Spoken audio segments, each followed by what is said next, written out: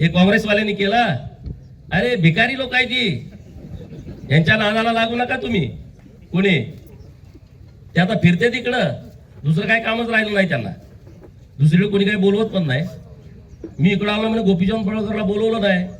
अरे माझी पार्टी सक्षम आहे ना माझ्या बरोबर. मी काय तुमच्यासारखा गल्ली बोळातला नेता नाही आता.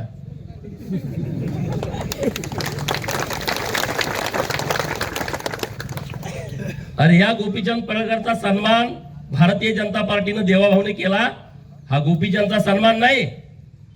तुम्ही लोकांनी ज्यांनी मला मदत केलेली आहे, खिशातले पैसे घालून मला पुढारी केलाय, त्या सगळ्या लोकांचा सन्मान देवाभाऊने केलाय. आणि आपलं काम कुणामुळे अडत नसतंय रे. मी आहे ना तुम्हाला, कुठलं काम अडलं तर कुठंच काम अडत नाही. चिंता करू नका तुम्ही. तुम्ही सगळेजण एकत्र या, एकजूट व्हा आणि भाजपाच्या सोबत राहा, ताकदीनं सोबत राहा. आणि कुठलाही काही विषय असला, कलेक्टर ऑफिस असेल, महानगरपालिका असेल, मी इथला नगरसेवक नसलो, मी इथला आमदार नसलो, मी तुम्हाला काम करायला कापी आहे. चिंता करण्याची आवश्यकता नाही. कुणावरती कुणी अन्याय करू शकत नाही. ती क्षमता, ती धमक कुणाची नाही. आणि त्यामुळे सगळ्या बहुजन समाजाने, सगळ्या लोकांनी ताकदीनं बरोबर आलं पाहिजे. अरे कितीतरी स्कीम काढलेत. मी दिवस जाईल माझं सांगायला गेलो तर, इतक्या स्कीम सरकारने काढलेत. कामगारांच्यासाठी स्कीम आलेली, कामगार मंडळाकडे बरेच जण तुम्ही आता नोंदणी केली असेल. अरे मुलीच्या लग्नाला 51,000 कामगार मंडळ देत आहे. म्हणजे आईच्या आणि बापाच्या भूमिकेमध्ये सरकार आहे. एवढी काळजी आपलं सरकार करताय. मागच्या 20-25 वर्षापूर्वी आपल्या बहिणीचं ज्या लग्न झालं असेल, घरात 5 भांडी देत होती, आपलं कामगार मंडळ 35 भांडी देत आहे. जुन्या लोकांना विचारा, तुमच्या लग्नात किती भांडी आलती? 5 आलती. ते पण रडत खडत घेत, कारण परिस्थिती नव्हती आपली तेव्हा. आपली परिस्थिती नव्हती. हे सरकार करतंय. मेडिकलचं ऍडमिशन, इंजिनिअरिंगचं ऍडमिशन, हे कामगार मंडळ 1-1 लाख रुपये देत आहे. आपल्या पोरांना ऍडमिशन सांगलीत जर नाही मिळालं वसतिगृहात, आता 5% होतं ते पण बंद केलं. खास बाब, सामाजिक न्यायाला जे वसतिगृह आहेत, मराठा समाजाची 2 वसतिगृह चालू झाली, एक मुलींचं एक मुलांचं. ओबीसीची 2 चालू झाली, एक मुलांचं एक मुलींचं. 100-100 राहिलेल्या मुलांचं काय करायचं? आणि म्हणून सरकारनं आपल्या ओबीसीच्या मुलांच्यासाठी 600 पोरांना, सांगली जिल्ह्यातल्या जे सांगलीला राहायला येत आहेत, त्यांच्या खात्यावरती डायरेक्ट 47,000 रुपये टाकायची व्यवस्था आपल्या सरकारनं केली आहे. ओबीसीच्या पोरांनी त्याचा फायदा घ्या. 12वी नंतरचं जे व्यावसायिक शिक्षण घेतात. धनगर समाजाच्या पोरांना पण हीच योजना आहे. पुण्या मुंबईला गेला तर 61,000 रुपये आपण खात्यावरती देतोय 600 मुलांच्या. हे काम आपल्या सरकारच्या माध्यमातून चालू आहे. धनगर समाजाच्या मुलांना नामांकित इंग्रजी मीडियमच्या शाळेमध्ये ऍडमिशन ही स्कीम आणली आपण सरकारच्या माध्यमातून. देवाभाऊंच्या ज्या शाळेची 1 लाख 1.5 लाख फी आहे, त्या शाळेची फी आपलं सरकार भरतंय. आपल्या पोरांनी नुसतं जाऊन तिथं शिकायचं. असे 10,000 पोरांना ऍडमिशन महाराष्ट्रामध्ये दिले. किती? महाबळेश्वर मध्ये शाळा आहेत, पाचगणीमध्ये या शाळा आहेत, सदाभाऊ खोतांची शाळा आहे, इंटरनॅशनल SK इंटरनॅशनल स्कूल. एवढ्या चांगल्या शाळा आहेत. मी पहिलं पोरांना पाठवायला लागलो, पोरं जायला तयार नाही. आता माझ्या रोज लोक सदाभाऊच्या शाळेत पाठवा. आता तिथं ऍडमिशन संपलं. आज ती पोरं सगळी मेंढपाळाची पोरं इंग्लिश मध्ये हाय हॅलो बोलायला लागली. हे सरकारमुळे घडतंय ना. नाहीतर आपण काय 1 लाखाच्या फीच्या शाळेमध्ये घालू शकतो सगळेजण? नाही घालू शकत. आणि म्हणून सांगली, मिरज, कुपवाड महानगरपालिकेमध्ये ज्या महानगरपालिकेच्या शाळा आहेत, त्यांना चांगल्या करायच्या असतील तर तुम्ही भाजपाच्या सोबत या. देवाभाऊंचं विशेष प्रेम या आपल्या शहरावरती आहे. मोठ्या प्रमाणात निधी दिला. मागे जेव्हा आपली सत्ता आली तेव्हा 100 कोटी रुपये डायरेक्ट त्यांनी बक्षीस स्वरूपामध्ये आपल्या या महानगरपालिकेला दिले होते. आणि त्यामुळे इथून पुढच्या काळामध्ये सुद्धा आपण पूर्ण शक्तीनिशी भारतीय जनता पार्टीच्या सोबत राहिलं पाहिजे. ज्या पार्टीनं आपला सन्मान केलाय, आपल्या लोकांनी तर 2 गोष्टी कायम लक्षात ठेवल्या पाहिजेत. जर आपला कुणी अपमान केला तोही लक्षात ठेवायचा, आणि ज्यांनी आपला सन्मान केला तोही लक्षात ठेवायचा. ज्यांनी आपला अपमान केलाय त्यांचा 1,00,000% बदला घ्यायचा, आणि ज्यांनी आपला सन्मान केलाय त्यांच्यातून उतराई होण्याचा आपण प्रामाणिकपणे प्रयत्न करायचा. हे केलं पाहिजे, नाहीतर कुणी नाही. हे सगळे असेच बेंद्राला झूल घातल्यावरती कसे बैल फिरतात वाजवत, तसे हे नेतेगिरी करताय. ते यांना कुठलं विजन नाही. काय केलंय सांगलीसाठी? 30 वर्ष तुम्ही पुढारी आहे, 30 वर्ष तुम्ही सत्तेत आहे. एक काम त्यांनी सांगावं की सांगलीसाठी आम्ही हे काम केलंय आणि लोकांना त्यांचा फायदा होतोय. एक काम सांगावं. मी माझ्या सरकारचं सांगतो. आता हा हायवे मिरजवरून आपण पंढरपूरला जातो, गाडी तुम्हाला ओव्हरटेक करता येत होती का कधी? फळवाले येत असतील गडी आपले, गाडी ओव्हरटेक करता येत होती? इथनं एकदा लाईनीत उभा राहिला जसा एकदम मिलिटरीत असल्यासारखा एका शिस्तीत पंढरपूर पर्यंत जायचा, त्याला गाडी सुद्धा वळवायची नाही. आता तशी परिस्थिती आहे, ज्याहून रोज हजारो लोक जातात. आपल्या सरकारचं हे काम आहे. पुण्यापासून आता दक्षिण भारतासाठी 40,000 कोटीचा रस्ता सरकारनं मंजूर केलाय. तो आता आपल्या जिल्ह्यातनं जाणार आहे. त्याचा फायदा कुणाला? आपल्यालाच होणार आहे ना. शक्तीपीठ महामार्ग इकडच्या लोकांनी विरोध केला, आता तिकडून आपल्या सांगली जिल्ह्यातूनच चाललाय. तर हे असे अनेक विषय सांगण्यासारखे आहेत. तर तशा पद्धतीचं आपण काम केलं पाहिजे. मी आता 1 वर्षापूर्वी आमदार झालो, मला 2000 एकरामध्ये MIDC मंजूर केली सरकारनं. त्यांनी सांगावं काय काय उजेड केलाय. 2000 एकर कशाला म्हणतात? 50 एकरामध्ये हे 20-20 वर्ष झाला अजून तिथंच गुंतून पडले. सांगली मिरज कुपवाडची MIDC आहे, यामध्ये यांना काही नवीन करता आलं नाही. त्यातलाच कोणाला तरी जागा घेते, दुसऱ्या लिखते, त्यातलं कमिशन खाते, दुसरं काही करत नाही. ते काही उपयोग नाही यामध्ये. प्राणी संग्रहालय, मी 1 वर्षाचा आमदार आहे. प्राणी संग्रहालय आपलं इथं होतं, जिजामाता उद्यान, प्रतापसिंह उद्यान. आम्ही लहान असताना सहलीला यायचो सिंह बघायला. आता ती परिस्थिती नाही. पुढच्या वर्षी तुम्ही जतला प्राणी संग्रहालय बघायला, सांगलीतली सगळी लोक येणार आहेत जतला, मला माहित आहे.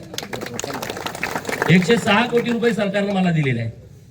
एक ना अनेक विषय आम्ही करतोय. मग का नाही तुम्ही गेलं? तुम्ही तर डायरेक्ट सरकारमध्ये होता, तुमच्या हातामध्ये सगळे कुठं पैसे वापरायचे, काय वापरायचे. इथं तुम्ही पालकमंत्री म्हणून राहिलं का पैसे सगळे ज्याच्या त्याच्या मतदारसंघाकडे. अरे तुम्ही जिल्ह्याचा पालकमंत्री आहे.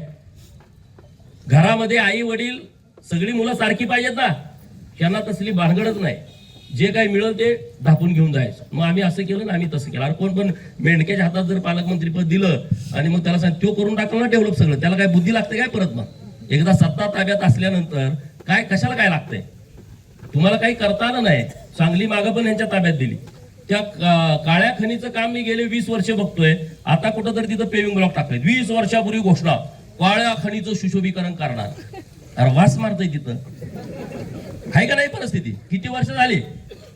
ते विजयश राजे आपले पटवर्धन, त्यांना राजकारणात आणलं, बिचारा वैतागून सोडून केलं राजकारण. राजा माणूस, त्याला सुद्धा गंडवून टाकला, त्याच्या जागा ढापायला लागले. हे असला उद्योग या लोकांचा. आणि त्यामुळे या सगळ्या गोष्टीमध्ये तुम्ही सगळे सिरियस व्हा, भाजपाच्या सोबत राहावा आणि आपल्या सगळ्या उमेदवारांना तुम्ही भरघोस मताने निवडून द्या, एवढी माझी तुम्हाला कळकळीची विनंती आहे.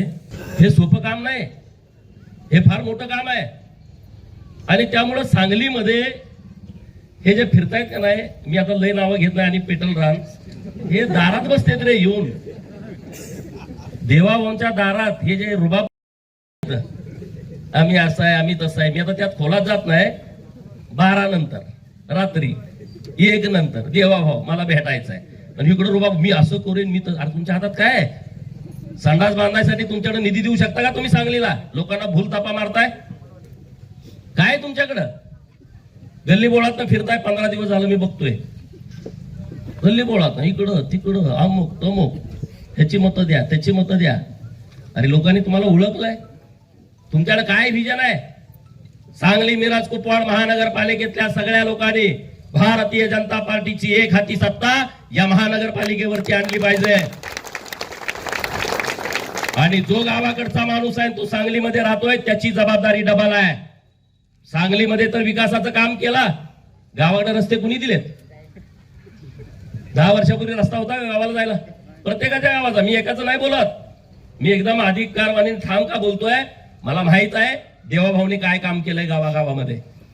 मी नुसत्या सांगली जिल्ह्याचं सांगत नाही. मंगळवेढ्याचा माणूस असेल, तर सांगोल्याचा असेल, पंढरपूर मधला असेल, मानखटावचा असेल, कुठलाही माणूस असेल, तुमच्या गावात जाताना आधी रस्ता होता, आता त्याच्यावरती डांबर पडलं. शेतीला पाणी होतं, जनावराला चारा होता. काय आंदोलन करायचो आम्ही 10 वर्षापूर्वी? छावणी द्या, चारा डेपो द्या, पाण्याचा टँकर द्या, आंदोलन, मोर्चे. मी तर एवढे मोर्चे काढलेत, चाबूक मोर्चा, गाढवाचा मोर्चा, मेंढराचा मोर्चा, शेळ्याचा मोर्चा, बैलगाडीचा मोर्चा, कुठला मोर्चा काढला नाही, चाबूक मोर्चा. काय मागणी होती? पाणी द्या. अरे एकमेव माणूस आहे देवेंद्र फडणवीस साहेब, या माणसामुळे आज आपण 4 घास सुखाचे खातोय गावाकडची लोक. एक पीक निघायचं मुश्किल होतं, 3 पिकं काढतोय आपण, 3 पिकं काढतोय. हे जलसंपदा मंत्री होते, काय दिलं नाही? नुसते बॅनर, जतला हे देतो, जतला जतली लोक जोड्यानं मारतात आता. हा 2 वर्षानंतर जतला दुष्काळी भूमी म्हणायची कुणाची हिंमत होणार नाही. असं काम आम्ही देवाभाऊंच्या नेतृत्वात करतोय. आटपाडीचा सगळा दुष्काळ संपवलाय, कवठेमंगळचा सगळा दुष्काळ संपवलाय. 4-5 जी गावं शिल्लक आहेत त्या गावांच्यासाठी सुद्धा स्कीम सुरू आहे. हे सोपं काम नव्हतं. 50 कोटी 100 कोटी हे रुपये निधी द्यायचे, 2-2 हजार कोटी, 7-7 हजार, टेंबूला तर 7,000 कोटी दिलेत एका वेळेस. हे बेवणूर जवळची जे गाव आहेत ना, वाळेकेंडी, नवाळवाडी, कासलिंगवाडी, त्यांना आपण पुढच्या 6-7 महिन्यामध्ये पाणी देतोय 24 तास. जत तालुक्यातली राहिलेली 65 गावं या डिसेंबरला संघच्या तलावापर्यंत पाणी आम्ही सोडतोय. म्हणजे ते पाणी सोललगी पर्यंत जाईल, कर्नाटक बॉर्डर पर्यंत. अशी व्यवस्था आम्ही डिसेंबर पर्यंत करतोय. पुढच्या अधिवेशनामध्ये कायदा येतोय, कुणी धर्मांतरण करू शकत नाही. धर्मांतरण केलं, देव जर नदीत नेऊन फेकायचा प्रयत्न केला, देव तुमच्या बोकांनी बसला म्हणून समजा, असा कायदा येतोय आता. मला परवा लोक भेटली भिलवडीची, आता ज्यांचं नाव मला सदामते वगैरे असे होते, त्यांच्या घरातले देव त्या पादरीनं आणून मोडले सांगलीत. नालायकपणाचा कळस कसा असतो बघा. ते सगळे देव मोडले, सांगलीत आणून विकले. आता त्या माणसाचं धाडच होईना ना, अरे कसं काय पितळेचे देव विकले, आणि त्याचं परत अर्धा किलो मटण घेतलं आणि त्यांच्या घरामध्ये. एवढी मस्ती या लोकांना आहे. मग काय केलं पाहिजे तुम्ही सांगा. एक ना असे अनेक प्रसंग आहेत. म्हणजे मनाचा कळस आहे का नाही सांगा. अरे तुमच्या देवाला आम्ही काही वाईट बोलत नाही, तुम्ही आमच्या देवाला शिव्या देताय, तुडवते त्यांच्या समोर, घरातनं काढून देवा. तुझा देव आम्हाला काय करतोय का. आता कसा करतोय बघ कायदा आल्याच्या नंतर. सगळे माघारी पळतील, कारण परत काहीच होत नाही, नोकरी नाही, सर्टिफिकेट नाही आणि कुठलं शासनाचं अनुदान नाही. अशी परिस्थिती निर्माण होणार आहे. आणि म्हणून सरकार आपलं अत्यंत कणखरपणे काम करतंय. लाडक्या बहिणींच्यासाठी सरकारनं आपल्या योजना आणली आहे. लाडक्या बहिणी आता एकदम अशा गुरगुरायला लागलेल्या आहेत. हा मालकांना सुद्धा आता उसनं पैसे देतात. त्या घेतलं नाही सांगा तुमचं उसनं 1,000 रुपये दे, पगार आल्यावर देतो म्हणून. हे सन्मान आहे, ही योजना नाही. ही सन्मान आहे तुमचा, स्वाभिमान जपलाय सरकारनं आपल्या. नाहीतर अगोदर 50 तुला काल देतो, मग काय केलंस तू, सारखं पैसे काय करत्या, मग ते कुठं घालू, 1-1 रुपयाचा हिशोब द्या. आता तसं नाही. 1,500 हजारचे हप्ते आल्याच्या नंतर तुम्ही आईला पण साडी घेतली, बहिणीला पण चोरून साडी घेतली, भावाला पण ड्रेस घेतला की नाही सांगा, स्वतःच्या पैशानं. हा आणि आता नवरा सुद्धा सन्मानानं तुम्हाला बोलायला लागलाय. त्याला माहित आहे आता परत गरज लागली तर आपल्याला पैसे इथूनच मिळणार आहे. म्हणजे अशी योजना कधी आली होती का सांगा. 50% एसटी माफ केली सरकारनं आपल्या. जरा काय नवरा बोलणार रागात की तुम्ही चाला लगेच गावाला, कारण 50% आहे. 75 वर्षी आपली जी मंडळी आहेत त्यांना तर 100% फ्री एसटी आहे.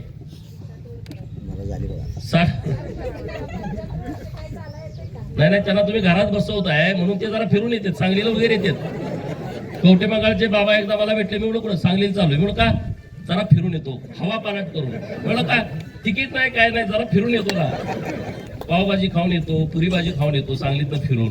काय जरा बाजार आहे तो पण करून येतो. जे तिकिटाला पैसे जातो त्यातनं बाजार होतोय.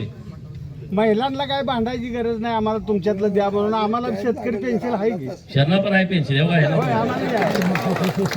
नरेंद्र मोदी साहेबांनी दिले 6,000, का लगेच आपल्या सरकारनं 6,000 दिले, 12,000 रुपये आले.